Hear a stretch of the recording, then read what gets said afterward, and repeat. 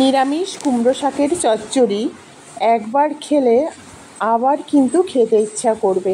Welcome back to my channel নিরামিষ কিচেনে আমার সব বন্ধুদের অনেক অনেক স্বাগতম। তা বন্ধুরা, নিরামিষ দিনে নিরামিষ কুমড়ো শাকের চচ্চড়ি একবার এইভাবে রান্না করে খেয়ে দেখুন, যাকে খাওয়াবেন সে কিন্তু আবার চেয়ে খাবে। চলুন দেখা যাক কিভাবে তৈরি করেছি। কুমড়ো শাকের জন্য কুমড়ো শাক দেখুন, এখানে একটুখানি শাক আমি নিয়েছি আপনাদের জাস্ট দেখানোর জন্য। এই কুমড়ো শাক কচি কচি পাতা দিয়ে কেটে নেব।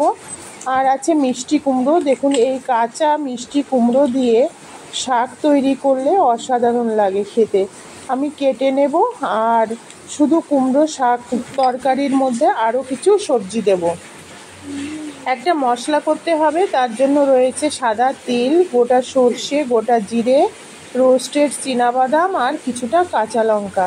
এই মশলাগুলি আমি পেস্ট করে নেব। এখানে আছে বিউলির ডালের বড়ি, কিছুটা পরিমাণ ভেজানো ছোলা, আছে বেগুন, পটল, কচি কুমড়ো আমি খোসা সহ কেটে নিয়েছি, আলু আছে, কিছুটা পরিমাণ থোড়।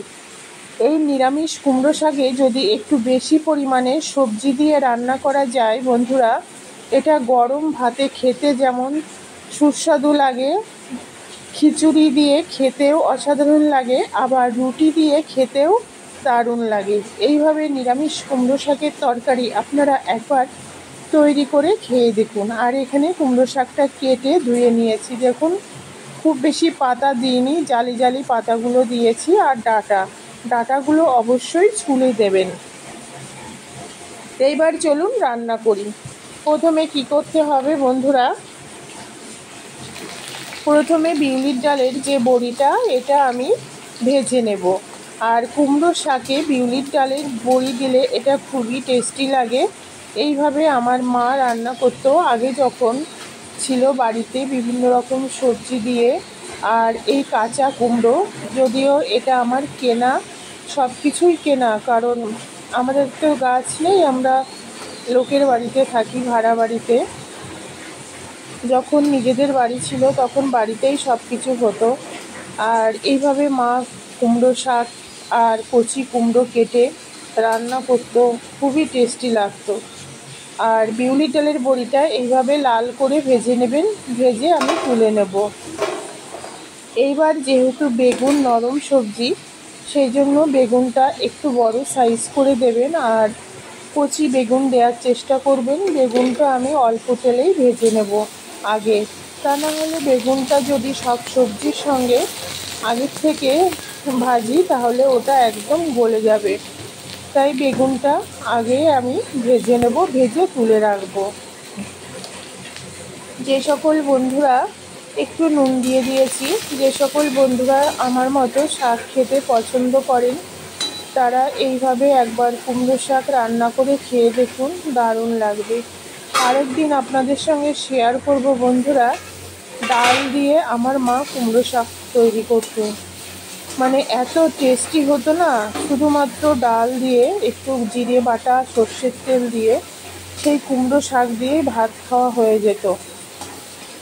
তবে এখন তো বর্ষা হচ্ছে, বর্ষাতে আমি আজকে শাকটাই এনেছি।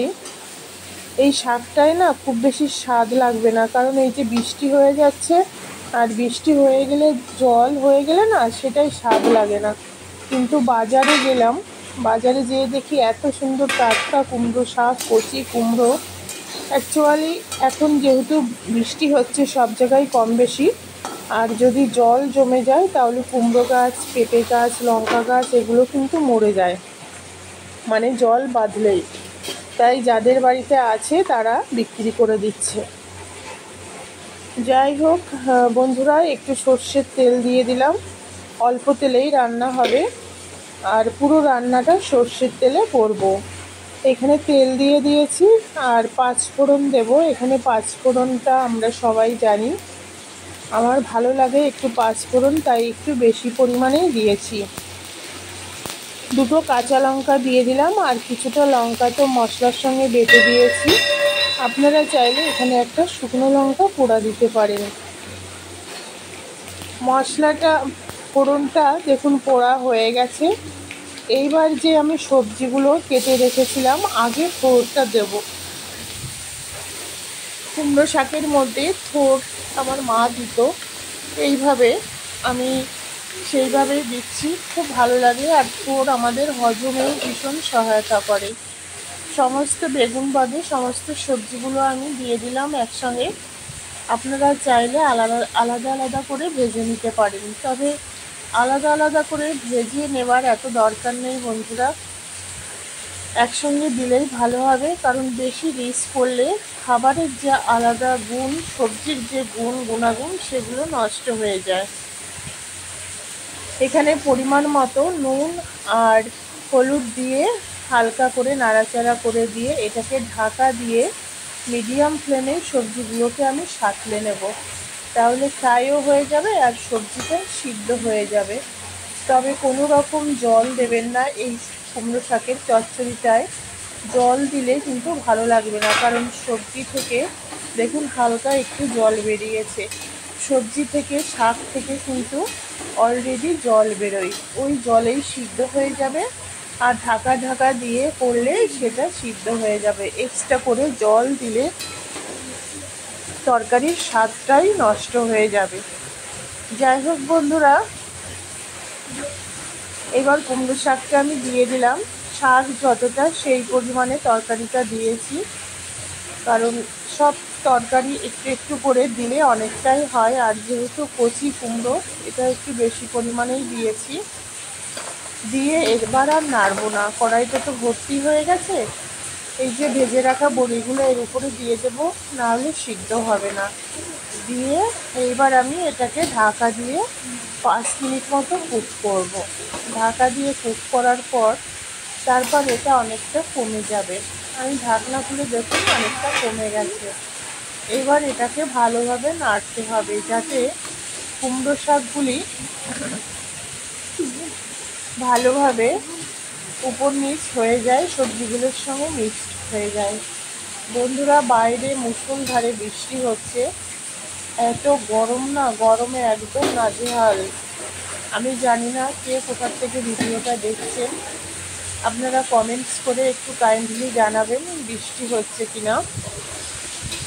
আমি ভিডিওটা এডিট করছি, প্রচণ্ড গরম ছিল। আজকে রান্না করতে যেয়ে একদম অবস্থা খুব খারাপ, আমি প্রচণ্ড ঘেমে পুরো দুটো নাইটি আমার চেঞ্জ করতে হয়েছে। আর এখন বৃষ্টি হচ্ছে, ঠান্ডা হাওয়া, এখন একটু স্বস্তি লাগছে। যাই হোক, দেখুন অনেকটাই কমে গেছে, এটা আরও কমে যাবে।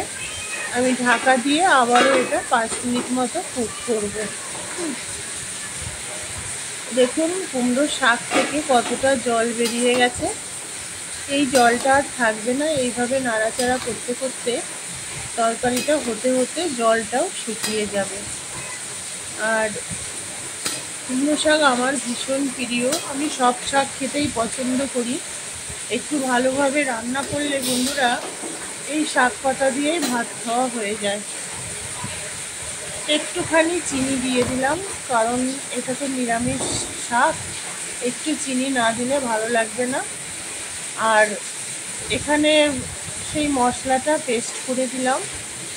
আমি আর একবার বলে দিচ্ছি, মশলার মধ্যে ছিল সাদা তিল, গোটা জিরে, রোস্টেড চীনাবাদাম, কাঁচা লঙ্কা আর একটু সামান্য পরিমাণ সর্ষে। এটা দিয়ে দিলাম। দিয়ে এইবার আমি কী করব, ভালোভাবে নাড়াচাড়া করব, যাতে সমস্ত সবজিগুলো খুব ভালোভাবে কুমড়ো শাকের মধ্যে মশলা দিয়ে খুব ভালোভাবে মিক্সড হয়ে যায়। আবার ঢাকা দিয়ে দেব, আবার 5 মিনিট মতো এটাকে কুক করব। ঢাকা দিয়ে 5 মিনিট মতো কুক করার পর দেখুন কালারটাও অপূর্ব হয়েছে, আর শাকটা কিন্তু খেতেও দুর্দান্ত হয়েছিল।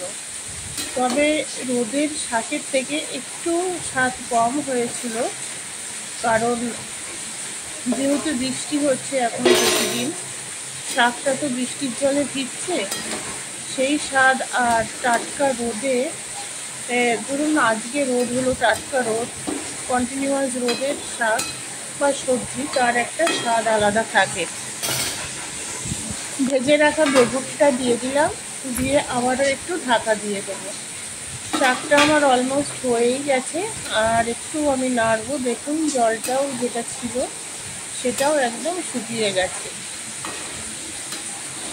আর বন্ধুরা, এইবার একটু সর্ষের তেল দেবো, কাঁচা সর্ষের তেল।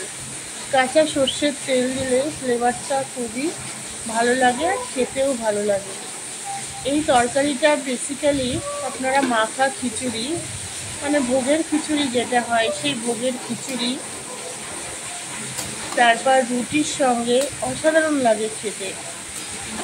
সর্ষের তেলটা দিয়ে দিলাম, এবার ভালোভাবে নাড়াচাড়া করে আমি ঢাকা দিয়ে 5 মিনিট মতো রেখে দেবো। রেখে দেওয়ার পর তারপর কুমড়ো শাকটা নামিয়ে নেব। তো বন্ধুরা, কেমন লাগলো কমেন্টস করে জানাবেন। আপনাদের একটা কমেন্টস আমাকে অনেক মোটিভেটেড করে আরও নিত্য নতুন রেসিপি আপনাদের সামনে নিয়ে আসার। তো বন্ধুরা, সবাই খুব ভালো থাকবেন, সুস্থ থাকবেন, সুরক্ষিত থাকবেন, নিজেদের খেয়াল রাখবেন। টাটা, বাই বাই, আবার দেখা হবে।